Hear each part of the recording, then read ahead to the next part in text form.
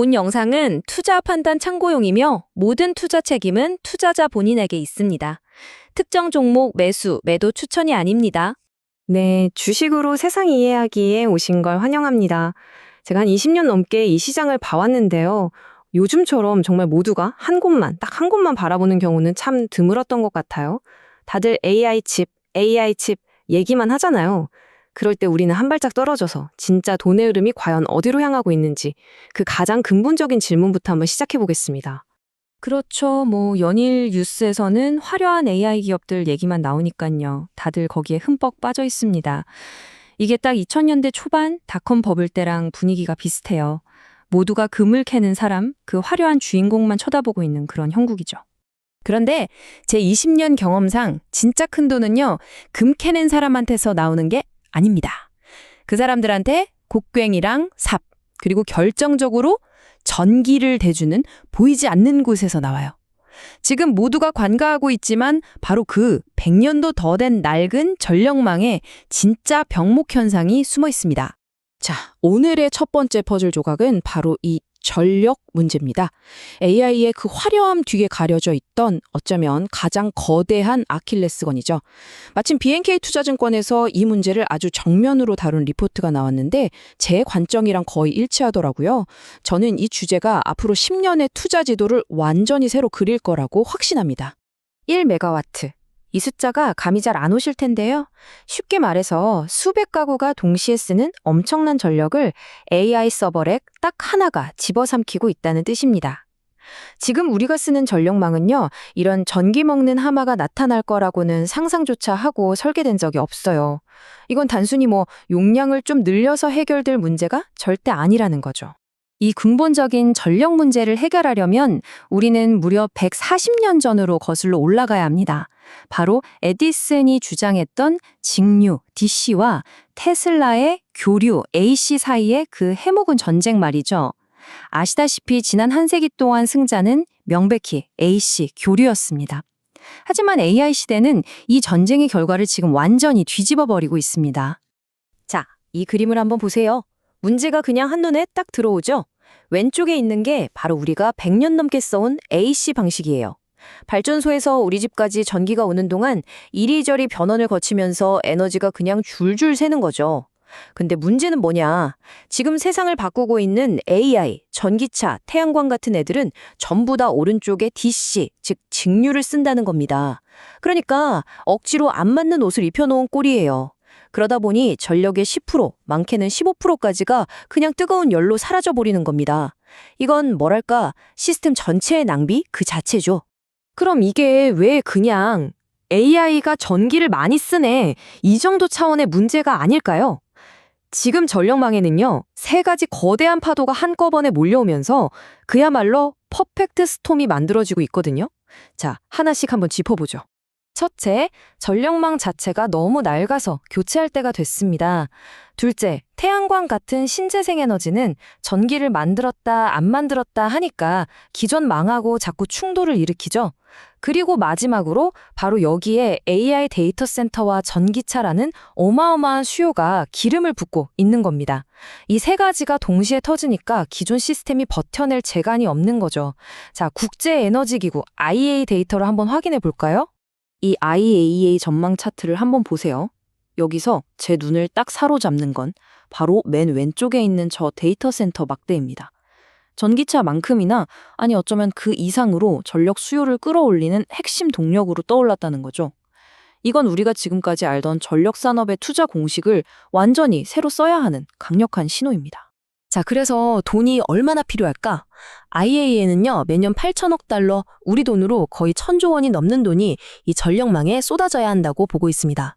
이건 그냥 돈이 많다 수준이 아니라 최근 투자액의 2배에 달하는 그야말로 천문학적인 규모의 인프라 대전환이 이미 시작됐다는 걸 의미합니다. 이렇게 어마어마한 시장이 열리는데 그럼 우리는 도대체 어디에 주목해야 할까요? 핵심은 이 DC 혁명을 가능하게 하는 그 기술, 즉 아무나 따라할 수 없는 기술적 혜자를 가진 기업을 찾아내는 겁니다. 진짜 투자, 알파는 바로 여기에 숨어 있죠. 이제 그 전봇대 위에서 윙윙거리던 낡은 회색 변압기는 잊으셔도 좋습니다. 첫 번째 핵심 기술은 바로 이 반도체 변압기 SST, Solid State Transformer입니다. 이 표가 그 차이를 아주 극명하게 보여주죠. SST는 기존 것보다 훨씬 작고 효율은 99% 이상으로 극대화됐고 무엇보다 지능적입니다. 민감하기 짝이 없는 AI 하드웨어를 보호하려면 이건 선택이 아니라 필수죠. 비유하자면 옛날 다이얼 전화기랑 지금 우리가 쓰는 스마트폰의 차이라고 보시면 됩니다. 그런데 이 똑똑한 SST에게도 치명적인 약점이 하나 있습니다. 그래서 반드시 보디가드가 필요해요. 그게 바로 기술적 해자의 두 번째 열쇠, 반도체 차단기 SSCV입니다. 저는 이 비유가 리포트의 핵심을 정확히 꿰뚫고 있다고 봅니다. SSC와 SSCV는요, 그냥 따로따로가 아니라 필수적인 한 쌍이에요. 왜냐하면 직류, DC 전기는 AC랑 달라서 한번 사고가 나면 끄기가 지독하게 어렵거든요. 자칫하면 수십억짜리 AI 서버 전체를 한 방에 태워버릴 수 있어요. SSCV는 바로 그 재앙을 막아주는 아주 비싸지만 반드시 필요한 보험이자 필수 보디가드인 셈입니다. 자, 이제 기술적인 그림은 대충 그려졌습니다. 그럼 이 엄청난 기회를 과연 누가 잡고 있을까요? 이제부터가 진짜 투자 이야기입니다.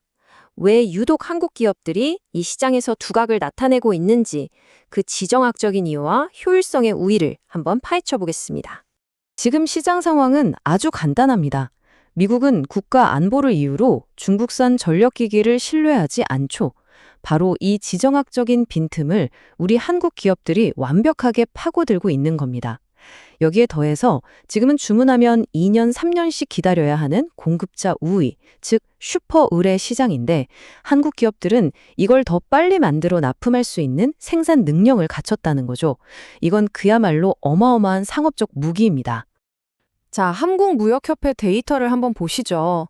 이 차트만 딱 보면 수출 금액이 과거 고점을 뚫고 하늘로 치솟고 있으니까 그냥 또 반도체처럼 슈퍼사이클이 왔구나 싶으실 겁니다. 하지만 그게 전부가 아니에요. 그런데 바로 여기에 알파, 즉 남들이 못 보는 기회가 숨어 있습니다. 이번엔 똑같은 기간의 수출 무게, 즉 톤수를 한번 보시죠. 어떻습니까? 금액은 사상 최고치를 찍었는데 무게는 예전 고점의 절반 수준에 불과해요. 이게 뭘로 의미할까요? 바로 가격이 폭등했다는 겁니다. 똑같은 무게를 팔아도 돈은 2배, 3배를 번다는 얘기죠. 이런 가격과 물량의 디커플링, 이 탈동조화야말로 지금 이 산업이 엄청난 가격 결정력, 즉 프라이싱 파워를 갖고 있다는 가장 확실한 증거입니다. 마진이 폭발적으로 늘어날 수밖에 없는 구조인 거죠. 자, 그럼 이렇게 구조적인 변화가 명확한 시장에서 저희 같은 투자자들은 어떻게 움직여야 할까요? 이런 급등주를 보면 당장이라도 따라 사고 싶어서 손이 근질근질하죠. 하지만 노련한 투자자는 이럴 때일수록 헤드라인 뉴스가 아니라 자신만의 원칙을 지킵니다.